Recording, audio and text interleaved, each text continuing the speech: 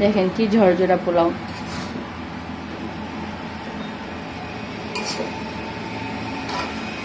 দেখেন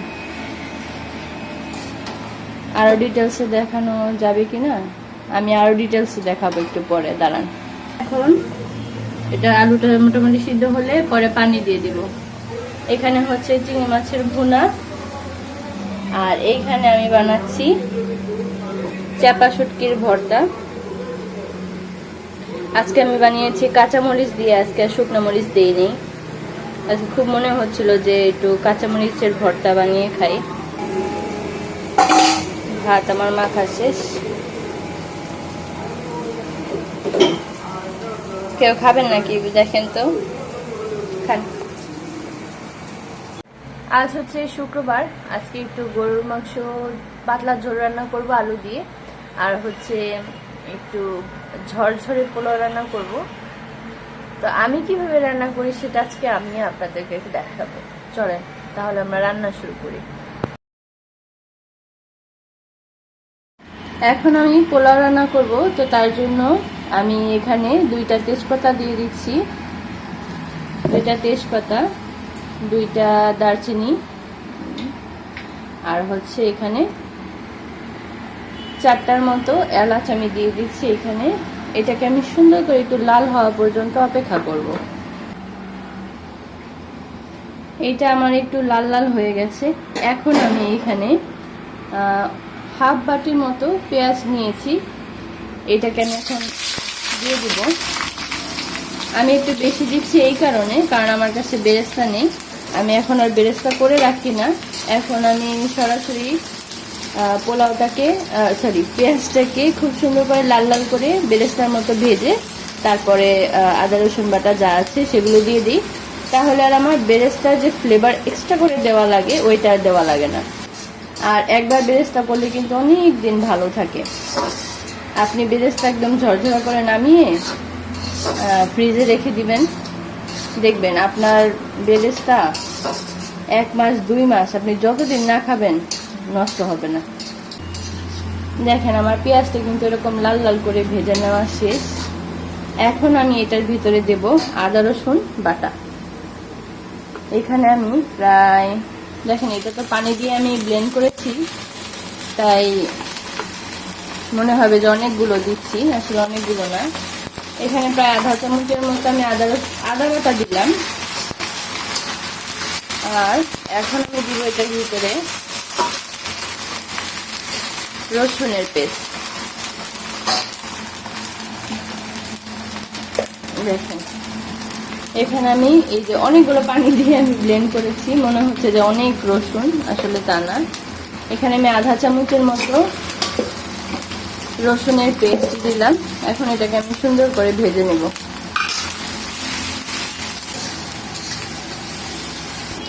আদা রসুনটা সুন্দর করে ভেজে নেওয়া শেষ। এই পোলাও চালটা আমি আধা ঘন্টার মতো ভিজিয়ে রেখেছিলাম, এখন এই ভিজিয়ে তারপরে এটা ছেঁকে রেখে দিয়েছি। এখন আমি এই চালের মধ্যে পেঁয়াজের মধ্যে দিয়ে দিলাম। এটাকে এখন আমি সুন্দর করে ভাজবো। দেখেন পেঁয়াজটা কি সুন্দর লাল লাল না, এইটাই ফ্লেভার হবে এই পোলাওয়ের মধ্যে, এই লাল পেঁয়াজটাই ফ্লেভার দিবে। দেখেন আমার চালটা কিন্তু খুব সুন্দর করে লাল লাল করে ভেজে নেওয়া শেষ। এই ভাজাটা করলে হবে কি আপনার পোলাওটা খুব সুন্দর ঝরঝরা হবে। আর এখন আমি পানি গরম করে রেখেছিলাম, আমি সেই পানিটা এখন দিয়ে দিব। 3 পট পানির জন্য 5 পট এখানে পানি দিলাম। 1 পট আমি কম দিয়েছি পানি, শুধুমাত্র একটু ঝরঝরা করার জন্য। আর চাল যেহেতু ভিজিয়ে রেখেছি আমার আর এক্সট্রা পানির প্রয়োজন নেই, ওই এক্সট্রা 1 কাপটা আমার প্রয়োজন নেই। দেখেন আমি যখন পোলাও রান্না করি সবসময় একটু গুঁড়া দুধ দেওয়ার চেষ্টা করি। এখানে প্রায় 2 চামচ 2.5 চামচের মতো গুঁড়া দুধ আছে, এটা আমি এখন দিলাম। এখন দেখেন এখন আমি এইটাকে এভাবেই হতে দেব, চুলাটা আমি বাড়িয়ে দিয়েছি। আর এখন আমি এখানে 4-5টা কাঁচামরিচ দিচ্ছি, ঘিটা আমি একদম যখন পানিটা শুকিয়ে আমি ভাপে বসাবো তখন দিব। গতবার যখন পোলাও রান্না করেছি তখন আমি লবণ দিই নাই, এই যে এখন লবণ দিলাম। বাবা মনে পড়লো মাত্র। এখানে আমি প্রায় 1.5 চামচের মতো লবণ দিয়েছি। পানিটা যখন শুকিয়ে যাবে তারপরে আমি দিব ঘি। এখন আমি পোলাওটা একটু উঠিয়ে একটু নেড়ে চেড়ে দিব।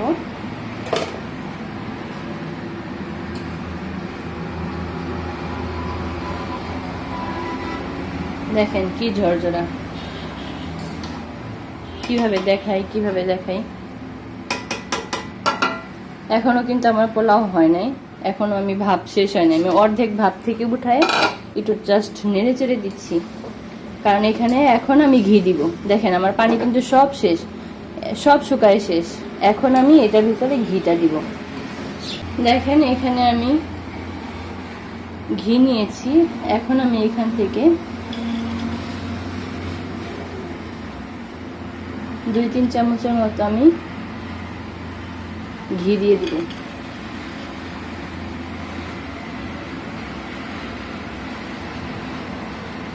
এখানে আমি প্রায় 3 চামচের মতো ঘি দিয়েছি। এখন এটাকে আমি সুন্দর করে ঢেকে রেখে দিব।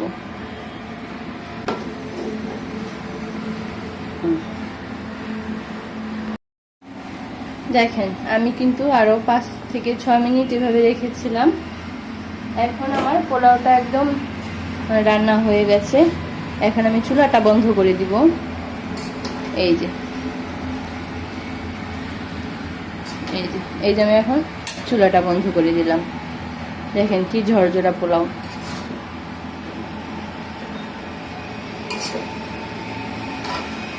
দেখেন আরো ডিটেলসে দেখানো যাবে কিনা, আমি আরো ডিটেলসে দেখাবো একটু পরে, দাঁড়ান। এখন আমি এখানে একটা কড়াই বসিয়ে দিলাম, হাঁড়ি বসিয়ে দিলাম। এখানে আমি এখন গরুর মাংস রান্না করব। গরুর মাংসটাকে আমি আগেই কেটে রেখেছি, আর পেঁয়াজ সবকিছুই কাটা আছে। এখন আমি ফার্স্টে চুলাটা ধরিয়ে নিই। তারপর আমি আলুটাকে ভেজে আমি লাল লাল করে গরুর মাংসের ঝোল রান্না করব। গরুর মাংস রান্না করার জন্য, মানে গরুর মাংসের পাতলা ঝোল রান্না করার জন্য প্রথমে আমি এখানে একটু তেল দিয়ে দিয়েছি, মোটামুটি তেল দিয়েছি। এখন আমি এই তেলের মধ্যে আলুটাকে ভেজে নেব। আলুটাকে আমি একটু দিয়ে দিই। এই আলুটা খুব সুন্দর, অনেক তাড়াতাড়ি নরম হয়ে যায়। আমি আজকে এমনি রান্না করবো না, আজকে একটু ভাজবো। আমি এখানে ভেজে রান্না করব। এখানে একটু হলুদ দিয়ে দিলাম, ভাজলে খুব সুন্দর লাল লাল হবে এই হলুদটা দেওয়ার কারণে। আর আমি এখানে হালকা একটু লবণ দিব, আধা চামচের মতো।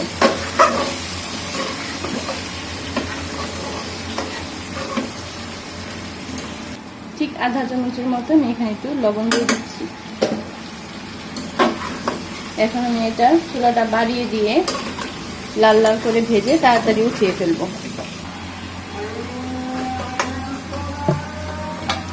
চুলাটা কমিয়ে দিই, কারণ এখন আমি গরম মশলা দিব, দেওয়ার সাথে সাথে পুড়ে যাবে।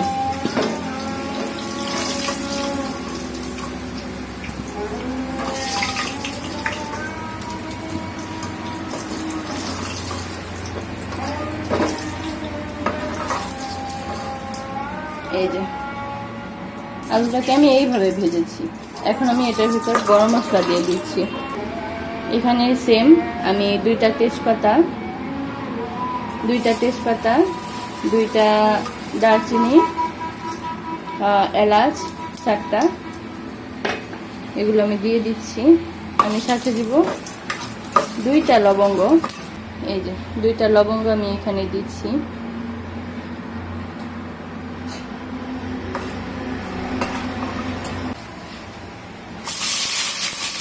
পেঁয়াজটা আমি মোটামুটি দেওয়ার চেষ্টা করব, খুব বেশি ঘনও করব না, পাতলাও করব না। এই জন্য আমি এখানে প্রায় 4-5টার মতো পেঁয়াজ দিয়েছি। এখানে 1, 2, 3, 4 4টা পেঁয়াজ দিয়েছি এখানে আমি। পেঁয়াজটাকে আমার মোটামুটি ভেজে নেওয়া শেষ। এখন আমি এখানে একটু আদা রসুন বাটা দিব। এখানে আমি আধা চামচের মতো আমি এখানে আদা বাটা দিলাম। এখন আমি এখানে সেম আধা চামচের মতো রসুন বাটা দিব। আর এখন এটাকে আমি সুন্দর করে ভেজে নেব। ভেজে নেওয়া হয়ে গেছে। এখন আমি এখানে একটু গরম পানি দিচ্ছি। এখানে একটু পানি দিব। পানি দিয়ে এখন আমি মশলা কষাবো। এখন আমি এখানে এক এক করে সব মশলা দিয়ে দিব। লাল মরিচের গুঁড়া এখানে দিচ্ছি 2 চামচ, লাল মরিচের গুঁড়া 2 চামচ। হলুদ দিব আমি এখানে আধা চামচের মতো এখানে আধা চামচ দিলাম। আর এখন আমি এখানে ধনিয়ার গুঁড়া দিব আধা চামচের মতো। গোলমরিচ দিব এখানে আমি আধা চামচের মতো, এবং এখানে আমি জিরা দিব আধা চামচের মতো। এখন সবগুলোকে আমি সুন্দর করে কষিয়ে নিব।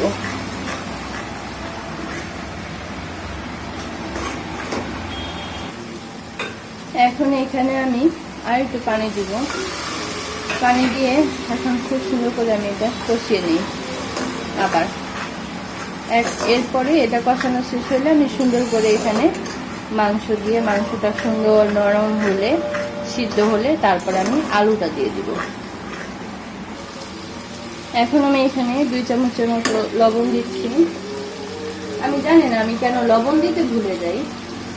এখানে আমি 2 চামচের মতো লবণ দিয়ে দিচ্ছি।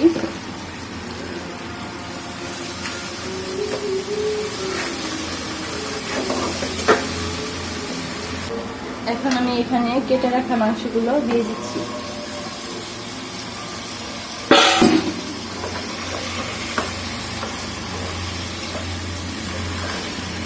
এই মাংসটা সিদ্ধ হতে অনেক বেশি সময় নেয়, এই জন্য আমি অল্প আঁচে রান্না করব, কারণ বারবার মশলাটা পুড়ে গেলে রান্নাটা ভালো হবে না। এই মাংস অনেক বেশি সময়, প্রায় 1 ঘন্টার মতো সময় লেগে যায় এই মাংসটা সিদ্ধ হতে।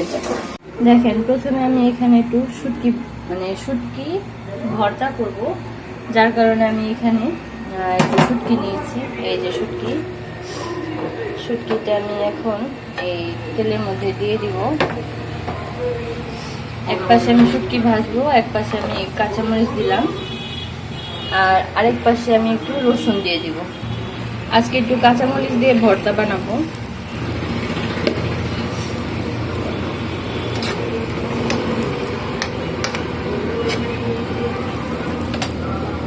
আর অন্য পাশে আমি আর একটু পেঁয়াজ দিয়ে দিচ্ছি। এগুলো সব আস্তে আস্তে ভাজা হোক। ভাজা হলে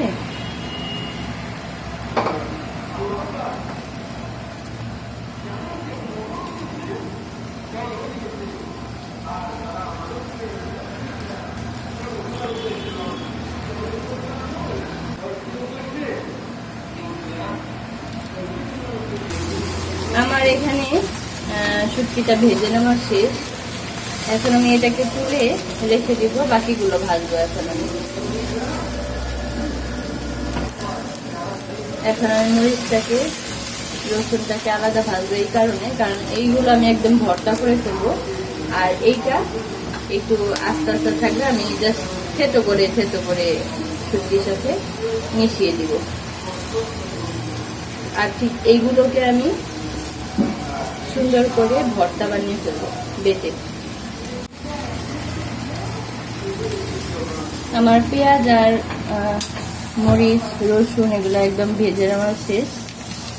এখন আমি এগুলোকে সুন্দর করে ভর্তা করে তারপরে দুপুরে পোলাওয়ের সাথে খাবো।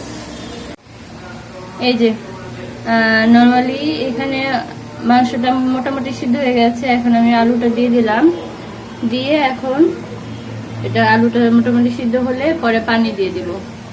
এখানে হচ্ছে চিংড়ি মাছের ভুনা, আর এইখানে আমি বানাচ্ছি চাপা শুটকির ভর্তা। আজকে আমি বানিয়েছি কাঁচামরিচ দিয়ে, আজকে শুকনো মরিচ দিইনি। আজকে খুব মনে হচ্ছিল যে একটু কাঁচামরিচের ভর্তা বানিয়ে খাই। এইটা এখন এটাকে আমি এখানে রাখলাম। এখন আমি একটু পাটায় ভাত মাখবো। এই যে আমার চাপা শুটকির ভর্তা। এই যে এখন আমি এখানে একটু ভাত দিয়ে দিচ্ছি। এই ভাত দিয়ে তারপর আমার সুন্দর জামাইকে একটু দেবো খেতে। এই যে একটু ভাত মাখাচ্ছি এখন আমি।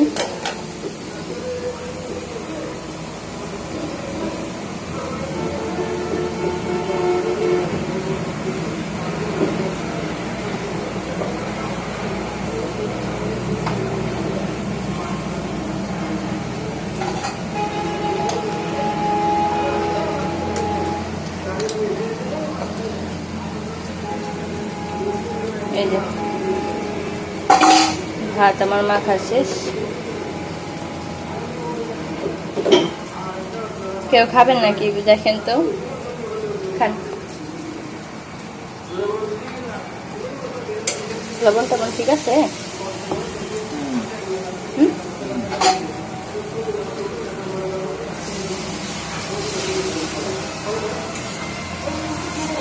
কারা কারা আমার মতো এরকম কাঁচামরিচ দিয়ে ভর্তা বানায় খান, একটু কমেন্ট করে জানান তো।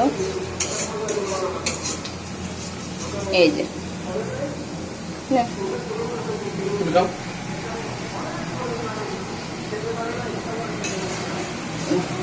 এখন আমি একটু বেগুনটা ভেজে নিচ্ছি। আজকে একটু বেগুন ভাজাও খাবে, তাই একটু বেগুনটা ভেজে কেটে নিয়েছি। এখন এটা এক এক করে দিয়ে দিব।